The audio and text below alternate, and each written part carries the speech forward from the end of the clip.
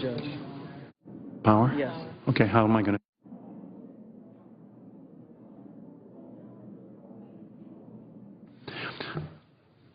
Any member wishing to vote or to change their vote? If not, on this vote, 87 having voted in the affirmative and 10 in the negative, the nomination is confirmed. Under the previous order, the motion to reconsider is considered made and laid on the table. The President will be immediately notified of the Senate's action, and the Senate will resume legislative session. The gentleman, the Majority Leader, is recognized. As I move to proceed to calendar number 154, S 1392. The clerk will report. Motion to proceed to calendar number 154, S 1392, a bill to promote energy savings in residential buildings and industry and for other purposes. Note the absence of quorum. The clerk will call the roll. Mr. Alexander.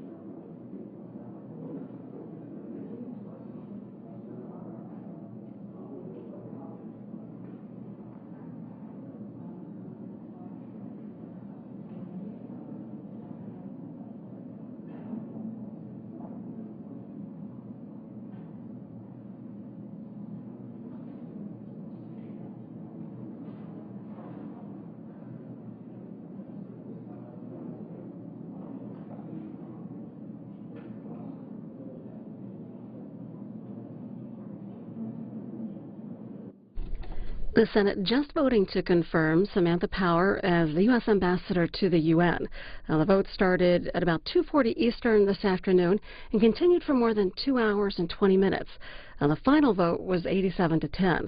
Neil Wisniewski of Roll Call tweeting that this is expected to be the last Senate vote until after the August recess. Already today, the chamber confirmed Raymond Chen to serve as the federal appeals court judge in Washington, D.C. And the Senate today failed to advance a spending bill for transportation and housing programs. A headline in The Hill, McConnell scores win as GOP rejects bill that would bust budget cap. The Hill writes that Senate Minority Leader Mitch McConnell scored a big win as Republicans heeded his call to block the bill that would have exceeded spending caps set in 2011. Senator Susan Collins was the only Republican to vote with the Democrats in a 54-43 cloture vote, short of the 60 votes needed to advance the legislation.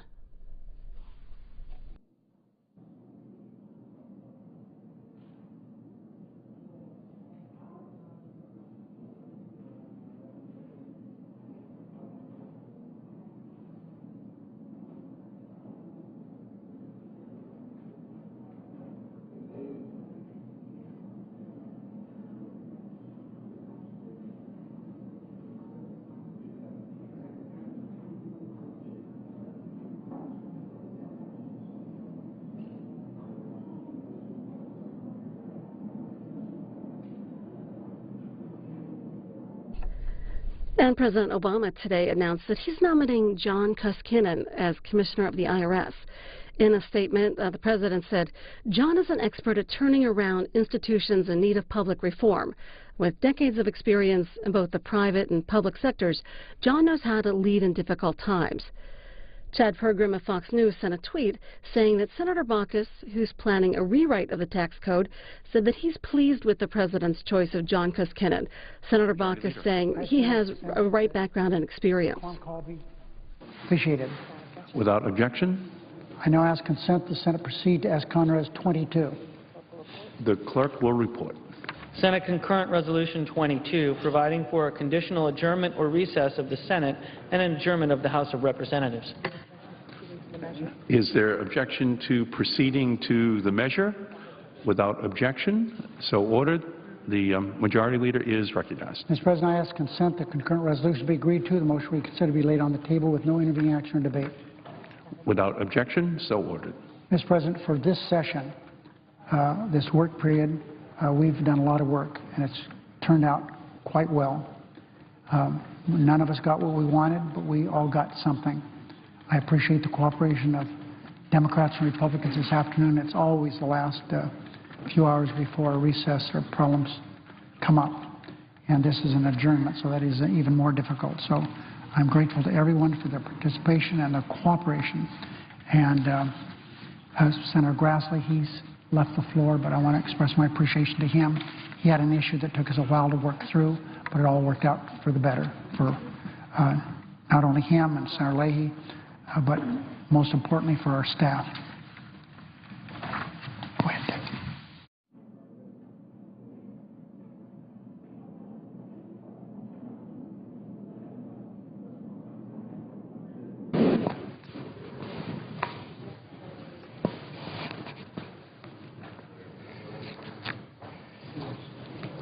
Mr. President, I ask unanimous consent to enter into a colloquy with Senator Stabenow. Without objection, so ordered. Mr. President, as the two chambers prepare to go to conference on the Farm Bill, I rise to request a commitment from the distinguished chairwoman of the Senate Agricultural Committee to protect the Senate bill's vital provision to end direct payments outright.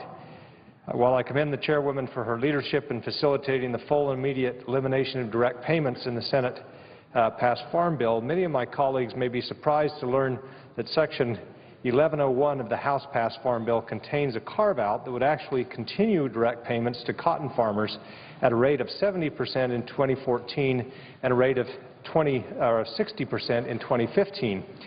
According to the Congressional Budget Office, this House-passed extension of direct payments would cost taxpayers an estimated $823 million.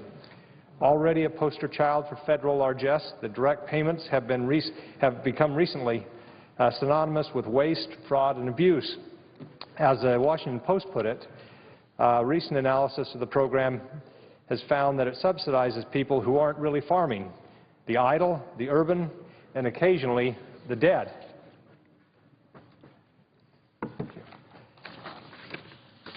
Investigations have uncovered taxpayer-backed direct payments being paid to billionaires in New York City condo dwellers and to non-farming homeowners who happen to live in former farmlands. Direct payments have also been the target of a series of scathing reports published by the GAO, the most recent of which went so far as to question the purpose and need for direct payments, stating that they did not, quote, align with principles significant to integrity, effectiveness, and efficiency in Farm Bill programs. The report went on to recommend that Congress consider eliminating direct payments outright. I asked the distinguished chairwoman, was the unsustainable cost of the pattern of waste, fraud, and abuse associated with direct payments the impetus for the chairwoman to ensure that this subsidy was fully and immediately eliminated in the most recent Senate-passed Farm Bill? Colleague from Arizona for his passion on this issue, and yes, it has been my goal from the beginning of this Farm Bill process to end unnecessary subsidies and clean up areas of waste, fraud, and abuse, starting with the direct payment program.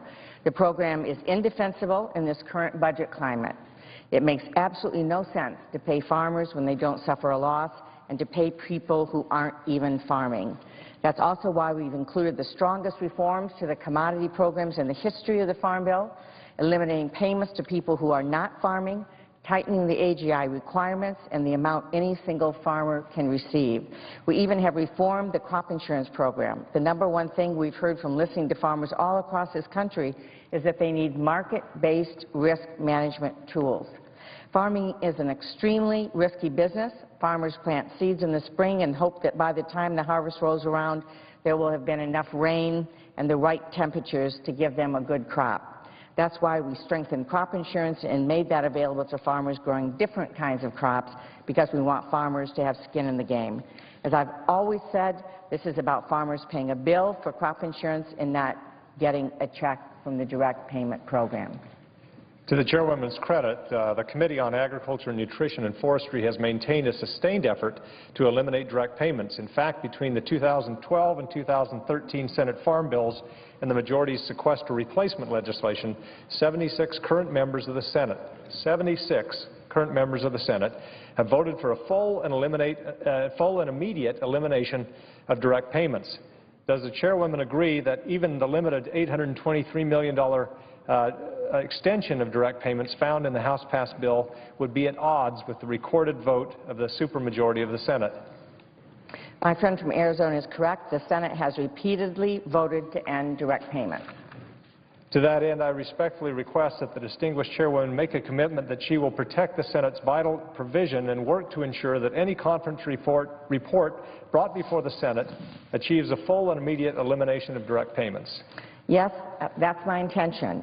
I strongly agree we should not be spending taxpayer dollars to fund these direct payment subsidies, and I'll do everything I can to make sure the conference committee adopts the Senate version of this issue. I would also say to my friend from Arizona that if we don't get the Farm Bill signed into law by September 30th, then direct payments are scheduled to continue. So I hope we can count on your support to make sure we can pass the Farm Bill in time and eliminate direct payments. I thank the chairwoman for her commitment. To be frank, I believe the Senate bill leaves much to be desired.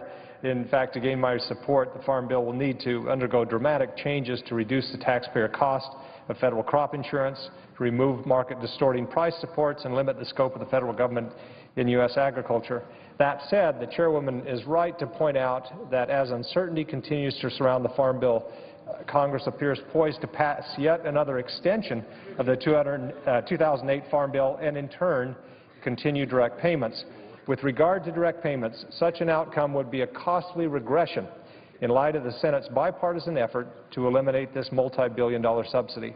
After 17 years, 3 extensions, and more than $92 billion paid out, it's time for direct payments to come to a full and immediate end. On this point, the chairwoman and I are in full agreement. And to that end, the chairwoman has my commitment to do everything I can to ensure that any legislation that should come before the Senate containing an extension of direct payments will be met with my fierce opposition. I thank the chairwoman again for her commitment and for her attention to these concerns. Mr. President, I would just thank our colleagues who've been patiently waiting. I know there are many people that wish to speak. Thank my colleague from Arizona. As well. The senator from Illinois.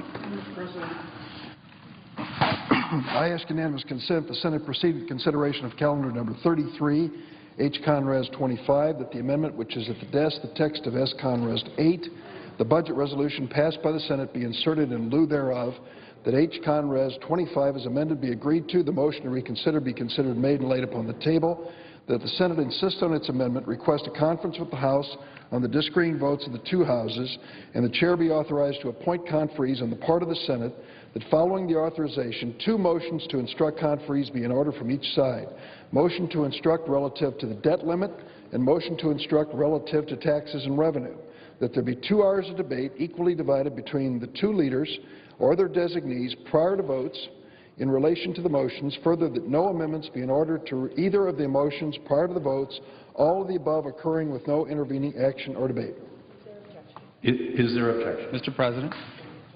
The gentleman, the senator from Florida. Thank you, Mr. President. And reserving the right to object, I would ask the senator from Illinois if he would consent to a modification of his request so that it not be in order for the Senate to consider a conference report that includes reconciliation instructions to raise the debt limit. Does the senator so modify his request? I object. Objection to the modification has been heard. Then, is there objection to the original request? I object. Objection is heard. Mr. President.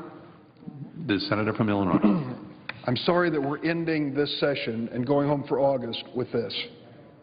This is an attempt to go to a conference committee with the House of Representatives to agree on how much money we as a government will spend next year. Each chamber has passed a budget resolution. The Senate passed one, the House passed one, and the basic constitutional approach to this is bring the 2 together, work out your differences. This is, in fact, the 18th time we have asked the Republicans for their consent to go to this conference committee to resolve the differences between the House and the Senate, and the 18th time that a Republican senator has stood up and objected. We have heard speech after speech about how bad it was that the Senate never passed a budget resolution. I bet you heard it too. So we passed one. We didn't get any help from the Republicans in passing it, but we passed it. And then when it came time to try to work out our differences with the House of Representatives, Republican senator after Republican senator stand up and say, no, we don't want to meet with the House of Representatives, even though it has a Republican majority. Well, what difference does it make if we agree on this number? Can life go on? It makes a big difference. You see, earlier this afternoon we had this bill on the floor, Senate Bill 1243. It's a bill for the Departments of Transportation, Housing, and Urban Development. Senator Patty Murray of Washington chairs that Appropriations Subcommittee. Senator Susan Collins of Maine is her vice chairman on the Republican side. They worked long and hard on this bill. It's a $54 billion bill. It pays for the basics when it comes to transportation in America. Tiger grants so that communities can build the roads they need. Money to rebuild bridges that are falling down. Airports in Massachusetts, Illinois, and Florida. It has the Housing and Urban Development Program in it as well. Housing for poor people. Housing for veterans. Well, it came to a procedural vote today on the floor. It was a dramatic moment. The senator from Maine, the Republican senator who's worked on this for so long, stood up and begged her colleagues on the Republican side to join her in moving this bill forward. She put in a lot of work, and she went through this long list of 85 different amendments that have been considered on this bill, how everybody's had their chance if they wanted to change it. Senator Murray of Washington said the same thing. And then the Republican leader, Senator McConnell, came to the floor and said, I'm asking all the Republicans to vote no. Vote no because we have not reached an agreement on the budget resolution. We have not reached an agreement on the total amount of money we'll spend next year. So they all voted no, all except Senator Collins. Every one of them voted no because we didn't have an agreement on the budget resolution. So I just came to the floor and said, why don't we sit down and try to reach an agreement on the budget resolution? And the Republican senators said, no, I object to that. Where does that leave us? They won't pass the bills, appropriation bills, for something as basic as transportation and infrastructure because we don't have an agreement on a budget resolution, and they won't give their consent for us to sit down and agree on a budget resolution. The games politicians play. When we had this press conference outside here, there were people from the construction industry, iron workers, transportation workers, some of them in hard hats, and one of them got up to the microphone and said, I don't know what's going on inside those rooms with all that wrestling, but we need more jobs in America. Why can't you pass a bill to create more jobs in America? You know, I think most Americans, wherever they live, would agree with that iron worker. Most of them wouldn't understand what just happened today, how the Republicans, except for one, all voted against this bill for transportation, saying we hadn't reached an agreement on how much we're going to spend, and then turned around and objected when we came forward and said, then let's try to reach an agreement. They objected. You just heard it on the floor. I respect my colleague from Florida. And you know the reason for the objection? He's afraid that we may resolve the issue about our debt ceiling. You know what the debt ceiling is? The debt ceiling is America's mortgage. When we vote for spending bills, we have to borrow some money to cover what we're voting for. Many on the Republican side say, we want to vote for spending bills, but we don't want to be held responsible for the money you have to borrow to pay for it. If we fail to enact a debt ceiling at the end of this year, America will default on its debt for its first time in history. The economic recovery we're seeing now will disappear. Jobs will be lost. Businesses are going to contract. Some will fail. It is totally irresponsible to say, I just hope we never extend that debt ceiling. We need to do that. We did it 16 times under President Ronald Reagan. 16 different times under President Reagan. This isn't a Democratic or Republican issue. It's an issue of responsibility and fiscal responsibility. I am saddened that we had such a good run for 2 weeks where we were working together here and we end on such a sour note. I am saddened that we couldn't pass this good basic bill, a bill which had bipartisan support coming out of the committee. I'm saddened that the senator from Maine was the only Republican senator who would vote for this bill today. And I'm saddened today that we'll end this session with an objection to the House and Senate trying to sit down together and work out their differences. If you wonder why the approval rating of Congress is at rock bottom, I'm afraid we've seen today in the proceedings of the Senate exactly why that's the case. Mr. President, I yield the floor. Mr. President. The gentlelady from, the senator from New Hampshire. Thank you, Mr. President. I rise this afternoon to discuss the Energy Savings and Industrial Competitiveness Act, which is also known as Shaheen-Portman. And I'm very pleased to be here with my co-sponsor, Senator Rob Portman. He has been a partner in developing this legislation. I want to thank him for being such a great partner. And because he has to go catch a flight, I am going to yield to him to give his remarks, if I could. Yield to him for a question so that he could speak to this bill and get to his flight on time. I thank the gentlelady for posing the question, and I appreciate her yielding. I will yield back to her in a moment. But first, just to say that I appreciate her working with me over the last couple of years on this legislation. This is the kind of legislation we ought to be doing around here because it has a lot of benefits. It reduces our trade deficit. It helps encourage job creation, and it actually makes our environment cleaner. I think it can be helpful in a renaissance for our manufacturing here in America. It's called the Energy Savings and Industrial Competitiveness Act. I also want to thank the ranking member and chair of the Senate Energy Committee, that's Senator Wyden and Senator Murkowski, for their consistent support of this legislation.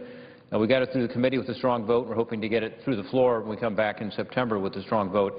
I'm told this is going to be the first substantive energy bill on the floor since 2007. About time. And I hope that it will have support from both sides of the aisle, and I know it has support on both sides of the Capitol. It's going to help job creators all over the country. It's the right thing to do. On this side of the aisle, we focus a lot on an all-of-the-above energy strategy. We believe we ought to be producing more energy, particularly domestic sources of energy in the ground here in America, and I support that strongly. We also, though, talk about embracing smart, economically viable policies that let us use less energy, so producing more and using less. There's a lot of focus on producing more, but less on this part about using less, and so that's what this bill does. It's supported by more than 250 businesses, trade associations, advocacy groups, the National Association of Manufacturers, the Sierra Club, the Alliance to Save Energy, the United States Chamber of Commerce. So it's a group that doesn't normally come together to support legislation. They like this bill because, again, it has these benefits for the environment, but also benefits for the economy and for our energy policy in this country. It passed the Energy Committee with a strong bipartisan vote of 19-3. Simply put, Senator Shaheen and I have a bill here that I think makes good environmental sense, it makes good economic sense, and it makes good energy sense. I visit with businesses and job creators all over Ohio, and they tell me pretty much the same thing. They're competing in a global marketplace. They're competing with companies in Indiana, but also in India. And their ability to compete depends on their costs. They go up against companies in countries where the cost to produce goods tends to be lower. We're never going to compete on wages in developing countries, nor should we. We're not going to be able to reduce the quality of our goods, nor should we. We want to be sure we're not cutting corners. One thing we can do is reduce the cost to our manufacturers on energy, because it's a big input, particularly with heavy manufacturing. This enables us to do that through energy efficiency technologies. What we can do as the federal government, through research, through disseminating best practices, through supporting skills training, is help the private sector develop the energy efficiency techniques of the future. We can make it easier for them to use efficiency tools to reduce their costs, which enables them to put those savings toward expanding their companies and hiring more people. The proposals contained in the bill are common sense reforms we've needed for a long time. The bill has no mandates on anyone in the private sector. In fact, many of our proposals come as a direct result of our conversations we've had with people in the private sector about how the federal government can best help them to become more energy efficient, save money, and create more jobs by reinvesting in their businesses and communities. Here's a brief overview of what the legislation does. First, it helps manufacturers by reforming what's called the Advanced Manufacturing Office. This is an office at the Department of Energy. We need to provide clear guidance to this office that its responsibilities ought to include and ought to be prioritized to help manufacturers develop energy-saving technology for their businesses. Frankly, they've gotten a little bit off track and have focused more on helping manufacturers of clean energy, which other departments and agencies do, including at DOE. This office ought to be focused on energy-saving technology. It also requires the Department of Energy to assist with on-site efficiency assessments for manufacturers. It facilitates the already existing efforts of companies around the country to implement cost-saving energy efficiency policies by streamlining the way the government agencies in this area work together. And it increases partnerships with national labs, the national laboratories, which are a great source of research and technology, and energy service and technology providers together to leverage private sector expertise toward energy efficiency goals. The legislation also strengthens model building codes so that builders in states that choose to adopt them will have the most up-to-date, energy-efficient building codes that are available. Again, no mandates, but best practices. It also establishes university-based building training and assessment centers, building on existing industrial assessment centers located around the country. There happens to be one in Dayton, Ohio that does a great job. We want to make sure that they can also do energy efficiency work. These centers will help train the next generation of workers in energy-efficient commercial design and operation through this legislation. Not only will these programs save energy, but they also help provide our students and unemployed workers with the skills they need to compete in what can be a growing field, which is the energy efficiency field. Again, this bill is not about forcing companies to become more energy efficient or imposing mandates. It's about giving these companies the help they're asking for. And we can do that at no additional expense to the taxpayer because the cost of this legislation under our bill is fully offset. In fact, I believe this bill will save the American people a bunch of money. Why? Because the legislation takes on the largest user of energy in the world, and that's the United States government. The federal government needs to practice what it preaches. By requiring it in this bill to adopt energy savings techniques that make its operations more efficient and less wasteful, we're doing just that. The bill directs DOE to issue recommendations that employ energy efficiency on everything from computer hardware to operation and maintenance processes, energy efficiency software, power management tools. It also takes common sense steps of allowing the General Services Administration to update building designs that are out there. Some have been out there for years. They developed these designs over time. They're going to be permitted finally to update these efficiency standards, again, with the latest energy efficiency technology. The government's been looking for places to tighten its belt. This is certainly one. Energy efficiency is a darn good place to start. All this adds up to a piece of legislation that Americans across the spectrum can support. It's fully offset, contains no mandates in the private sector, requires the federal government to become more efficient. According to a recent study of our legislation and its impacts, by 2020, using the tools of Shaheen Portman, the private sector can create 80,000 new jobs, lower CO2 emissions by the equivalent of taking 5 million cars off the road, and save consumers $4 billion a year in reduced energy costs.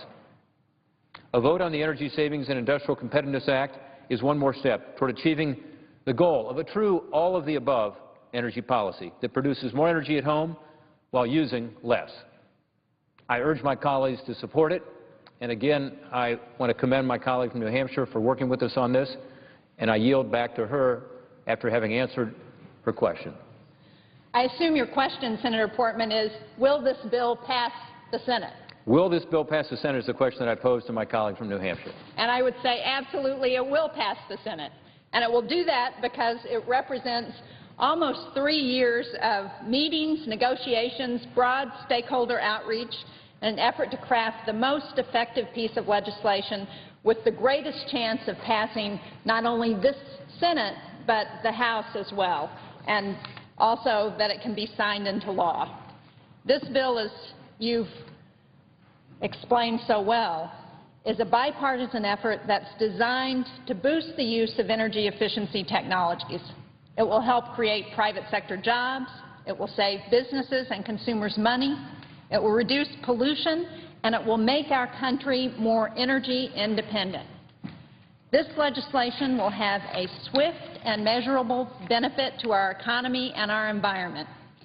As Senator Portman said, a study by experts at the American Council for an Energy Efficient Economy found that last year's version would have saved consumers $4 billion, and this may be a little hard to read on the chart, but you can see it reduces energy costs and in doing so saves consumers $4 billion a year.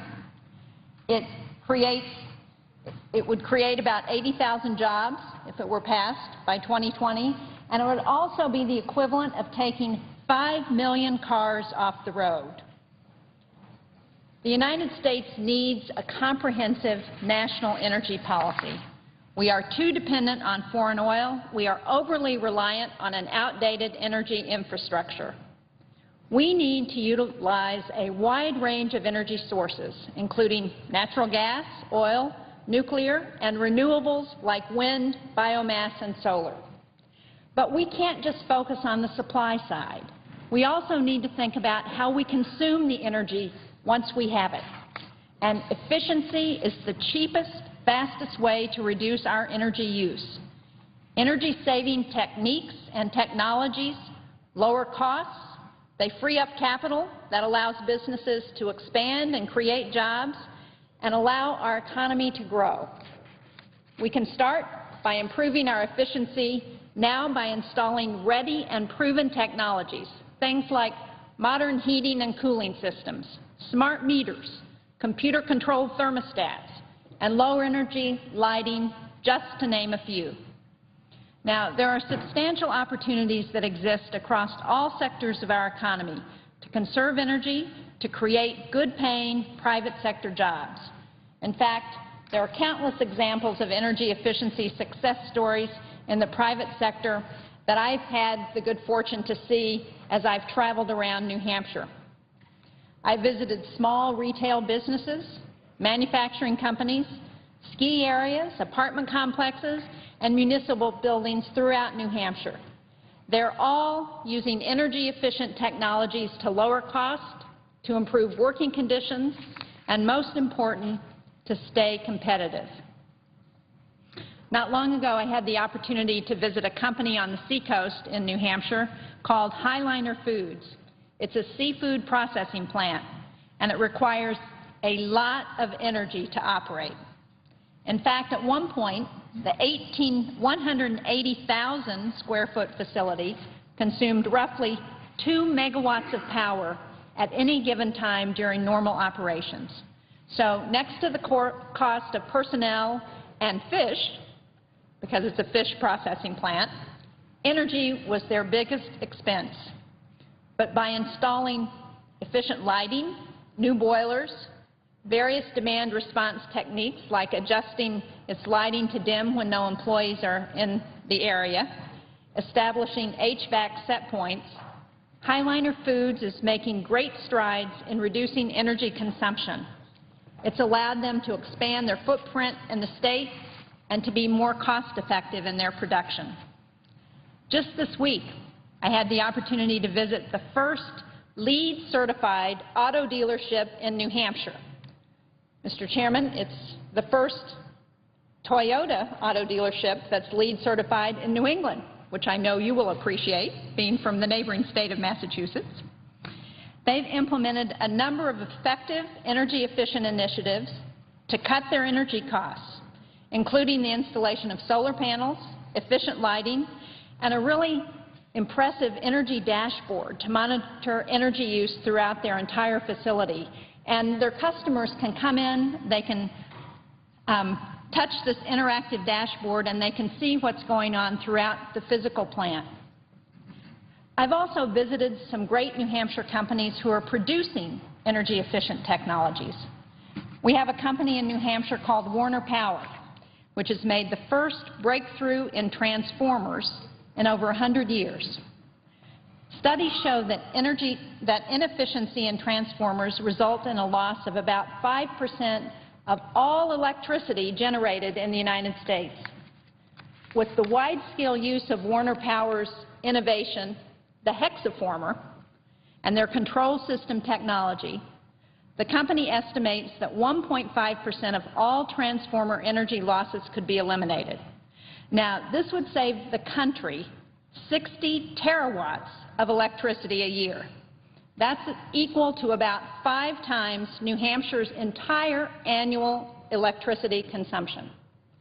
So energy efficiency is an excellent example of a bipartisan and affordable approach that can immediately grow our economy and improve our energy security. In addition to being affordable, efficiency is widely supported because its benefits aren't confined to a certain fuel source or a particular region of the country. It's clearly one of those areas where we can all come to some common agreement, whether we support fossil fuels or whether we support alternatives like wind and solar. So it's no wonder, as Senator Portman says, that this legislation enjoys such a broad, diverse coalition of support. It's received more than 250 endorsements from businesses, environmental groups, think tanks, and trade associations, from the U.S. Chamber of Commerce and the National Association of Manufacturers to the National Resources Defense Council and the Painters Union. These are the types of non-traditional alliances that have helped us to get this bill to the floor. The legislation provides a roadmap to create and implement a national strategy to increase the use of energy efficiency technologies in the residential, commercial, and industrial sectors of our economy. Now, it provides incentives and support, not mandates, for residential and commercial buildings in order to cut energy use. And this is very important because buildings consume about 40% of all energy in the United States. The bill strengthens voluntary national model building codes, and I would emphasize that these are voluntary, to make new homes and commercial buildings more energy efficient, while working with states and private industry to make the code writing process more transparent. And it also trains the next generation of workers in energy-efficient commercial building design and operation. The legislation also assists our industrial manufacturing sector, which consumes more energy than any other sector of the U.S. economy. It directs the Department of Energy to work closely with the private sector industrial partners to encourage research, development, and commercialization of innovative energy-efficient technology and processes for industrial applications. It helps businesses reduce energy costs and become more competitive by incentivizing the use of more energy-efficient electric motors and transformers. And it establishes a voluntary program called Supply Star, which is modeled on the successful Energy Star program, to help make companies' supply chains more efficient. And finally, the legislation requires the federal government, the single largest user of energy in the country, to adopt more efficient building standards and smart metering technology. It requires the federal government to adopt energy savings technologies and operations for computers, and it allows federal agencies to use existing funds to update plans for new federal buildings using the most current building efficiency standards. And the best part, as Senator Portman said, is that the cost of this legislation is fully offset. It reallocates funding that has not been used from existing programs. I want to thank Chairman Ron Wyden and his ranking member, Lisa Murkowski, from the Senate Energy and Natural Resources Committee for their great support in getting this bill to the floor. This is a bipartisan, affordable, and widely supported piece of legislation. And most important, it's an effective step in addressing our nation's very real energy needs. I thank Senator Portman, Senators Wyden and Murkowski for all of their help with this bill, and I look forward to debating the bill on the floor of the Senate, to listening to amendments, and to passing this bill out to the House and finally having it signed into law. And I hope my colleagues will join me in this debate. Thank you very much, Mr. President. Mr. President. The Senator from Utah. Mr. President, I rise today excuse me, to talk about the status of the ongoing Finance Committee investigation into the targeting scandal at the Internal Revenue Service. As you can tell, my voice is a bit hoarse this afternoon, and I'm feeling a little bit under the weather, but with the Senate about to go into recess, I thought it important that I would say a few words about this investigation, particularly with some of the statements we've heard coming from the administration this week. In May, when the news broke that the IRS had been targeting conservative organizations applying for tax-exempt status with additional scrutiny, President Obama promised that his administration would fully cooperate with Congress in its investigations. He also stated that he directed Treasury Secretary Lew to follow up on the IRS's Inspector General audit to get more information as to how this happened and who was responsible, to make sure that the public understood all the facts. I was encouraged by this initial response. As you recall, Mr. President, I worked to clear the way for Secretary Liu's confirmation here in the Senate, even though many of my colleagues had expressed legitimate concerns about his nomination. I did so in large part because I believed him when he promised to be fully transparent and cooperative with Congress. When the President said that he'd ordered the Secretary to get to the bottom of this, I expected him to live up to his promises to do so and to work with us as we try to do the same. Imagine my surprise then to hear both the President and Secretary Liu state over the past week say that with our investigations into the IRS targeting, Congress was creating a, quote, phony scandal, unquote. It started with the President, who said, quote, with this endless parade of distractions and political posturing and phony scandals, Washington is taking its eye off the ball. And I'm here to say that this needs to stop, unquote. That's what the President said.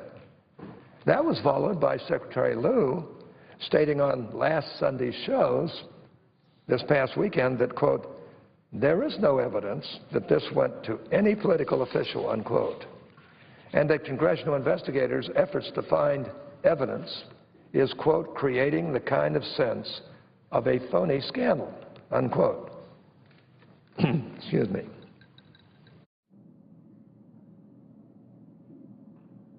So in essence, Mr. President, they're saying that our efforts to look into this mess are illegitimate and that the American people should simply ignore them.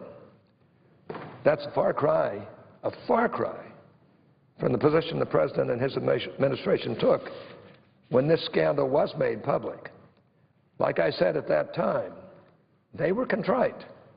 Officials were even apologizing for what went on at the IRS. Today, however, it's a, quote, phony scandal, unquote. It's not worthy of the public attention, they say.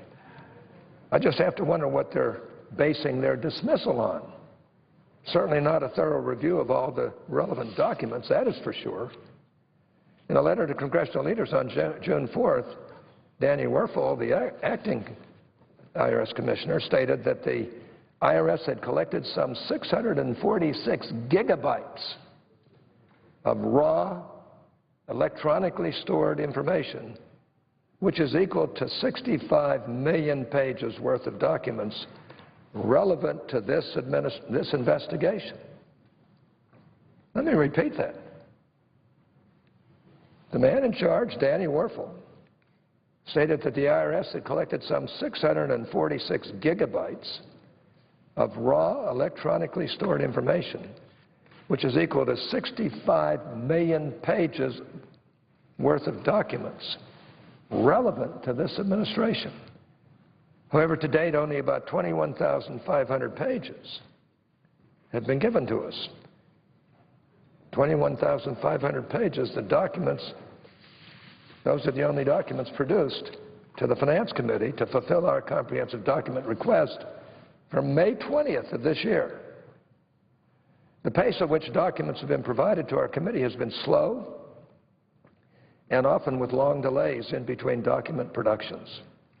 So despite their initial pledges to be cooperative and responsive, the administration, the Obama administration, has been slow-walking the Senate Finance Committee, slow-walking this whole thing to the Senate Finance Committee.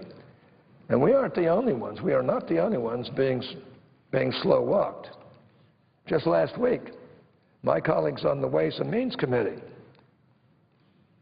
Chairman Dave Camp and Ranking Member Sandra Levin, wrote to Danny Werfel, who is currently the Principal Deputy IRS Commissioner, that at the rate the IRS is producing documents, a full and responsive production will take months.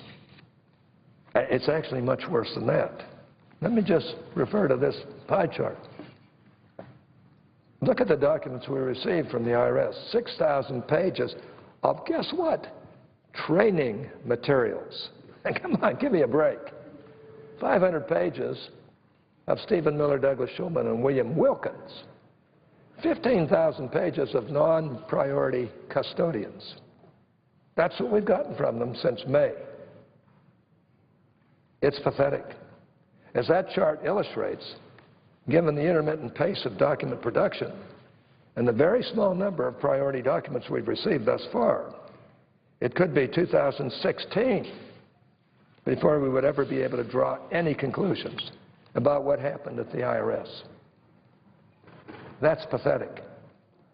I have a feeling that's exactly what this administration wants, and that's what I call slow walking.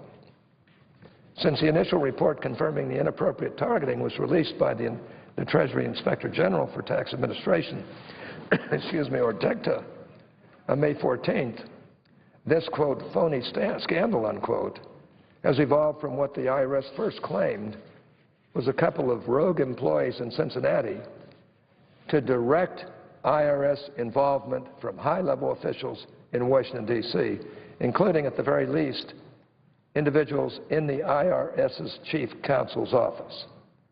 And I should note that the IRS chief counsel is also an assistant general counsel in the Treasury Department, and he reports to the Treasury's general counsel. Clearly, much more needs to be learned about who was involved, why decisions were made, and what motivated these decisions. That is why here in the Senate, the Finance Committee has been conducting a thorough, balanced, and fact-based bipartisan investigation that carefully examines every aspect of this in order to get to the truth. We are not interested. Mr. President, would the distinguished ranking member yield for just one quick question? I know that you have some prepared remarks, and I know that that you're not feeling well, but I'm stunned by this. I'm a member of the committee, as you well know. Yep. You have been promised full cooperation by the Deputy Commissioner, Mr. Werfel, pardon me. I have been present when he has tried to inform the committee of full cooperation.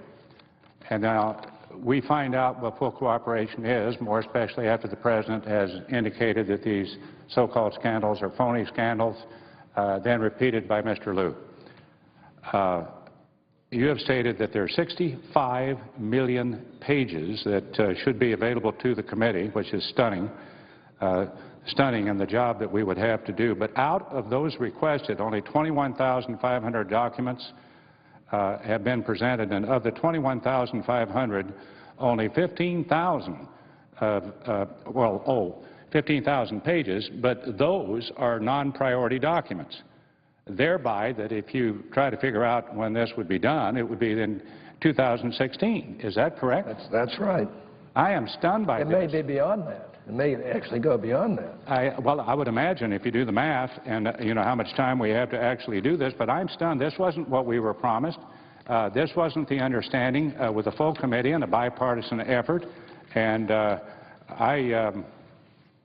we're going to have to, I don't know what we're going to have to do here, but we're going to have to take some drastic action here if this is any indication of what we are taking.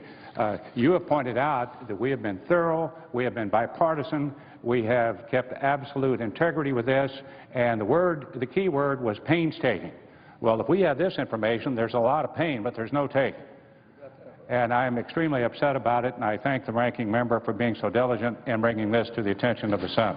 Well, I thank my colleague from Kansas, and all I can say is that, look, we were promised full cooperation, and we're not getting it. Now, I don't really blame Mr. Werfel for this, although he is a very close friend of Mr. Liu's. I think he really has wanted to be more cooperative.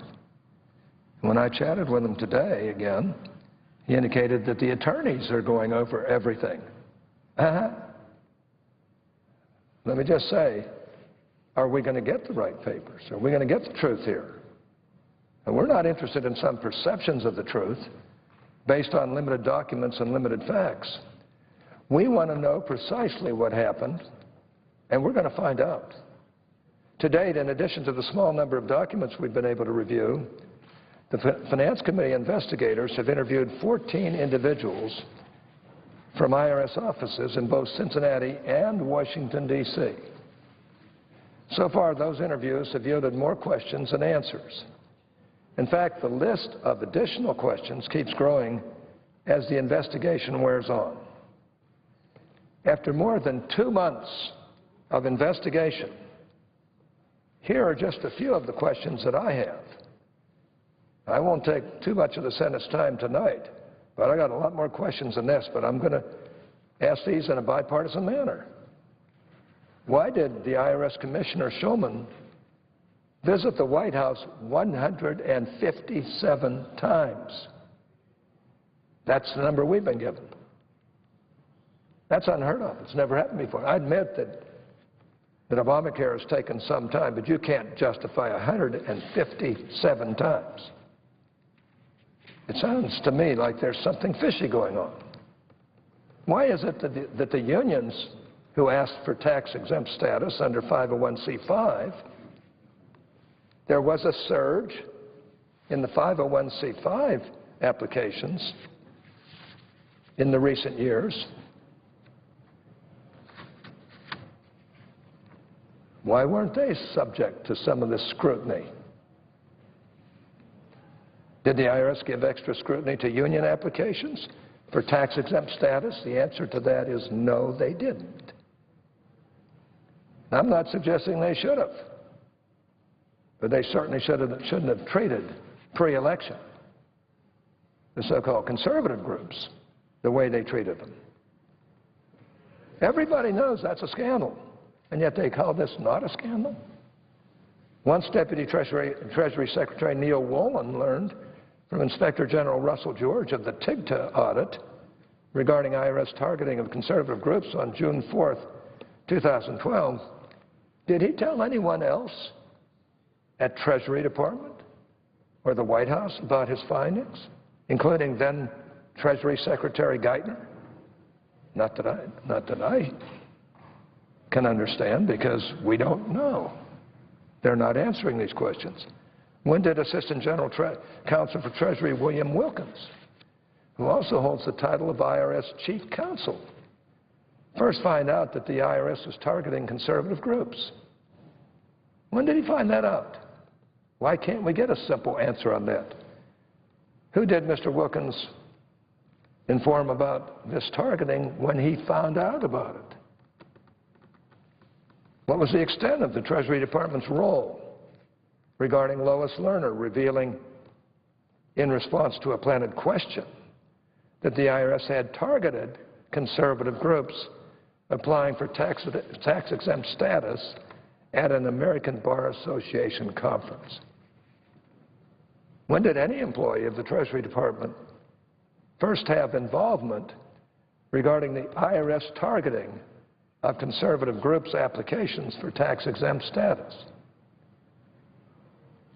What was the first date that any White House official was informed about the IRS targeting of conservative applicants for tax-exempt status?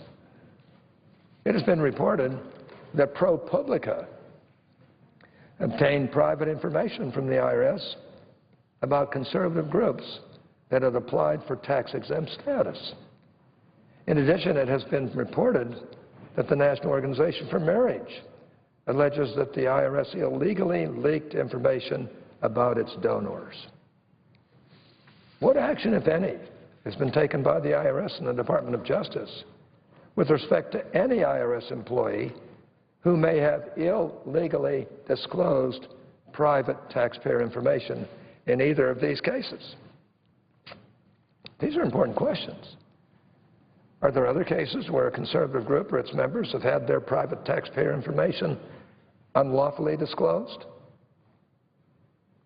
It has been reported that the IRS attempted to impose gift taxes on donors to the conservative group Freedom's Watch. Did the IRS attempt to impose gift taxes on the donors of other tax-exempt groups? Has the IRS targeted individuals for an audit of their personal tax returns based on their membership in or donations to a conservative tax-exempt group? It has been reported that Lois Lerner communicated with an attorney at the Federal Election Commission regarding a case before the FEC. Did Lois Lerner violate Section 6103 of the Internal Revenue Code, dealing with the protection of taxpayer privacy in her communications with the Federal Election Commission? She had a right to take the Fifth Amendment. But was that why she took it? Because she violated 6103?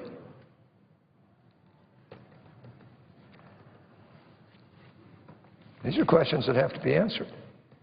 Why did Sarah Hall Ingram, who was in charge of the IRS's efforts in implementing Obamacare, attend a meeting with then IRS Commissioner Steve Miller in May 2012 regarding the IRS's targeting of conservative groups' applications for tax-exempt status? It has been reported in the media that Christine O'Donnell had a tax lien put on her property the day she declared her candidacy for Senate. There's something wrong here. Anybody who's fair ought to be concerned about what's wrong here. Not just there, but in all these questions. As part of the IRS internal investigation that the President charged Secretary Lew with conducting, has the IRS examined whether any political candidates were inappropriately targeted?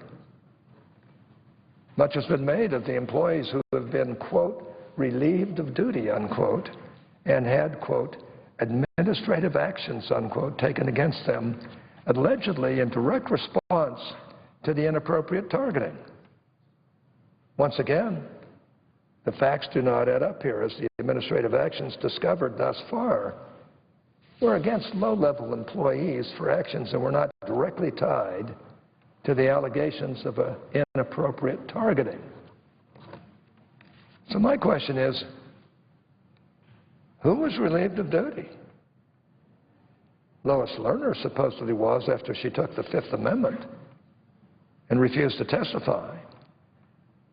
But even she was able to log into her computer after being allegedly relieved, and she's still being paid her full salary. Who else has been relieved of duty? What does Lois Lerner know that prompted her to invoke her Fifth Amendment right against self-incrimination? Former IRS Commissioners Steve Miller and Doug Shulman were both aware of the targeting of conservative groups seeking tax-exempt status and the systematic practice of subjecting those conservative groups to intrusive and unwarranted scrutiny about their activities. Why did they both deceive the Senate by failing to inform us that these practices were going on? Why? I was disappointed in Commissioner Shulman because he came to my office long before this all came up, and I was quite impressed. But I think he had an obligation to come clean here. Why did the Tea Party cases sit for months at the IRS through the 2010 election cycle without activity? Why?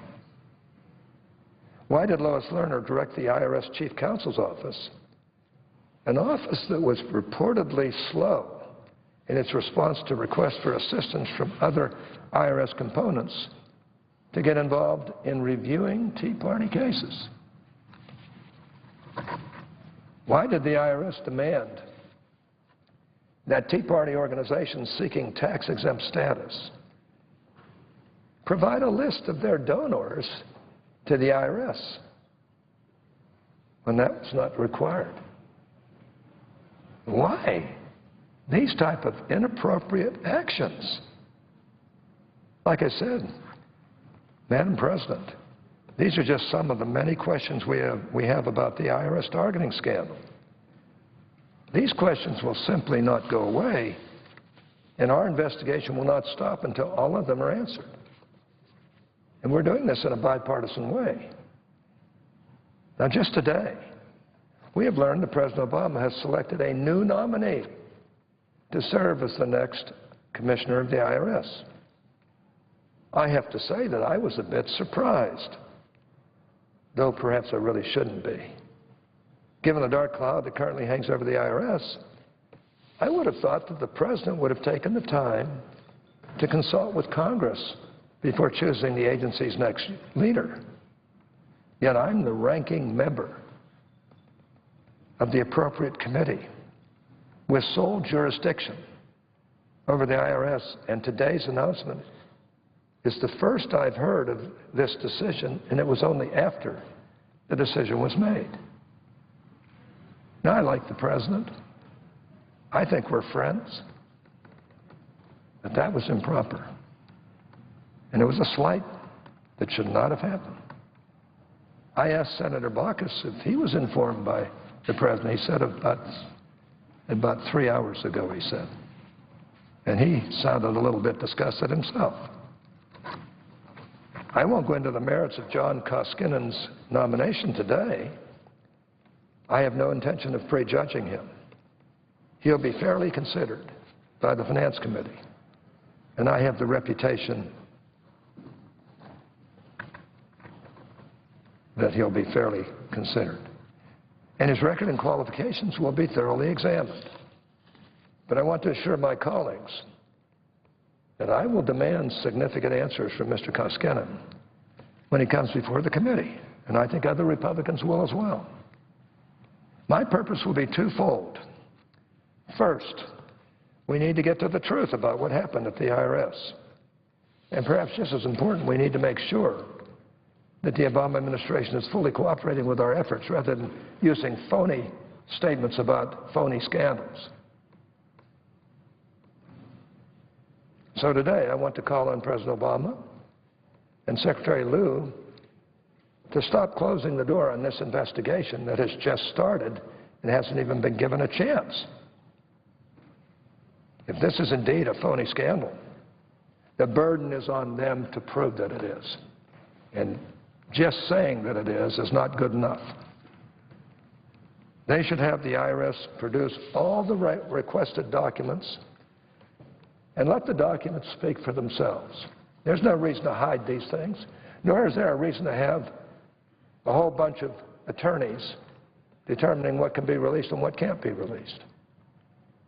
Let them show how their partisan targeting began and why it continued for years. Let them show who was or was not involved and to what level within the IRS or elsewhere in the government these activities were discussed and directed. Until then, this is certainly not a phony scandal. It is a legitimate, bipartisan investigation being conducted in a fair and balanced way that seeks to let the facts dictate the outcome. Now, Madam President, I have a reputation around here for being fair and honest. And I resent the way the Finance Committee is being treated. I can't speak for the chairman, but I believe he feels pretty much the same way. Because we're being mistreated with regard to our request for information. And this isn't some itty-bitty phony scandal. This is big-time stuff that should get into why the IRS was doing this to begin with. People in this country are scared to death of the IRS, and with good reason. If they can do this to you, can you imagine what else they can do? And I've just listed a few things here today. I've got a lot more I can say. This is an important investigation. Senator Baucus and I intend to do it in a bipartisan way. But when we ask for documents, we want documents, and we don't want some bunch of partisan lawyers in the department stopping us from getting the documents that they must provide.